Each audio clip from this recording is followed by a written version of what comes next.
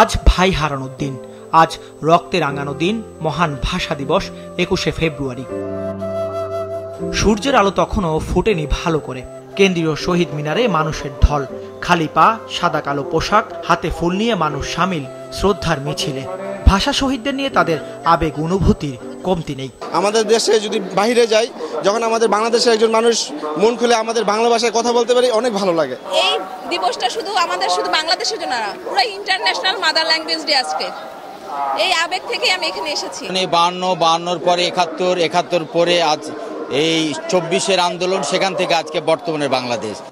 দেশ স্বাধীন হওয়ার আগেই আমরা পেয়েছিলাম মায়ের ভাষার মর্যাদা। এরই মধ্যে কেটে গেছে অনেক বছর। বাংলার ২১ এখন পুরো বিশ্বের। তারপরও প্রশ্ন উঠে, দাম দিয়ে কেনা এই ভাষার মর্যাদা কতখানি রাখতে পেরেছে এই জাতি?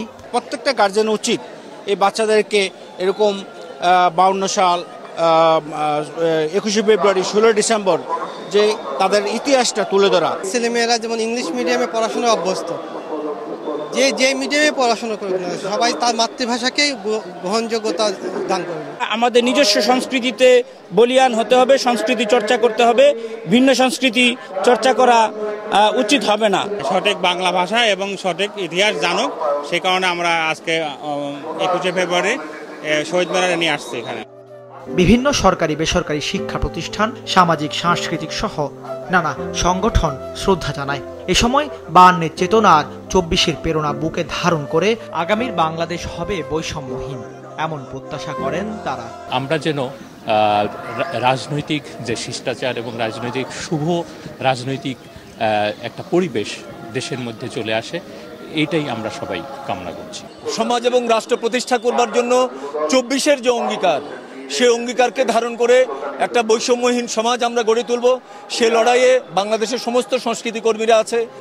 দিনটিতে বিএনপি সহ বিভিন্ন রাজনৈতিক দল শ্রদ্ধা জানান একই বেদিতে, জানান পরবর্তী বাংলাদেশ গড়তে তাদের পরিকল্পনার কথা। 52-র 21শে ফেব্রুয়ারির এই আন্দোলনের সোপান বেয়ে এই দেশে ছাত্র আন্দোলন, স্বাধিকার আন্দোলন, স্বাধীনতা সংগ্রাম এবং মুক্তিযুদ্ধ চূড়ান্ত পরিণতি লাভ করে আমরা জাতীয় স্বাধীনতা অর্জন করেছি।